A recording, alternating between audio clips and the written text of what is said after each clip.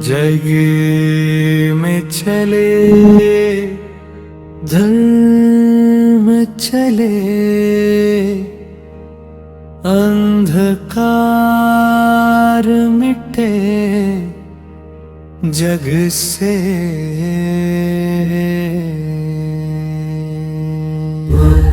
नृसिंहाय नमः।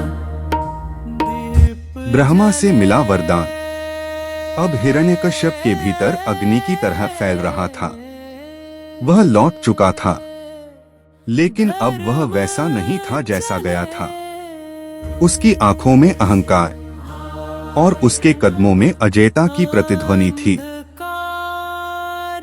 अब यह असुर कोई साधारण प्राणी नहीं रहा, यह अमरता की छाया लेकर लौट रहा है।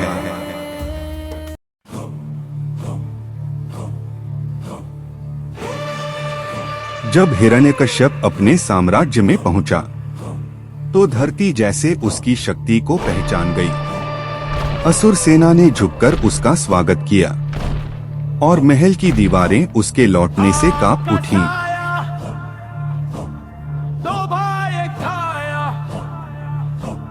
शक्ति का गरजना, असुर उठो! स्वागत है महाराज। अब असुरों का स्वर्ण युग शुरू होगा। अब से तीनों लोक मेरा आदेश मानेंगे। देवता अब सिंहासन छोड़ने की तैयारी करें।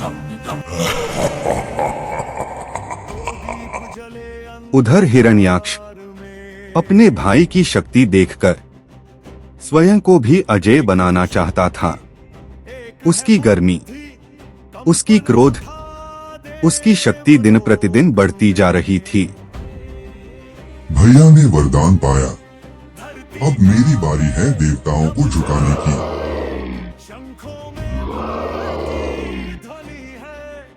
बेटा, शक्ति बिना संयम के अंधकार बन जाती है। माता, मैं अंधकार नहीं तूफान बनूंगा। देवलोक में भय फैल चुका था। युगों में पहली बार देवता चिंतित थे। यह असुर हमारे वरदानों को चुनौती दे रहा है। अगर इसे नहीं रोका तो स्वर्ग भस्म हो जाएगा। वरदान के कारण हम उसे छू भी नहीं सकते। ये केवल समय की बात है जब वह देवलोक पर आक्रमण करेगा।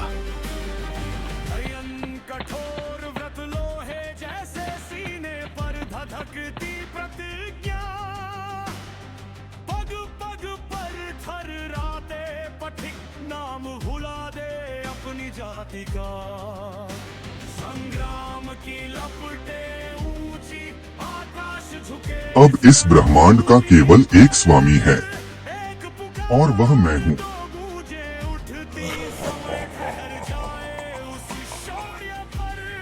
उसके अत्याचारों ने भूमंडल, आकाशमंडल और पाताल मंडल तीनों का संतुलन बिगाड़ दिया।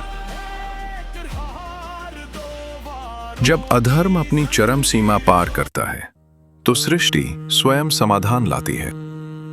जग में चले और विष्णु सब देख रहे थे।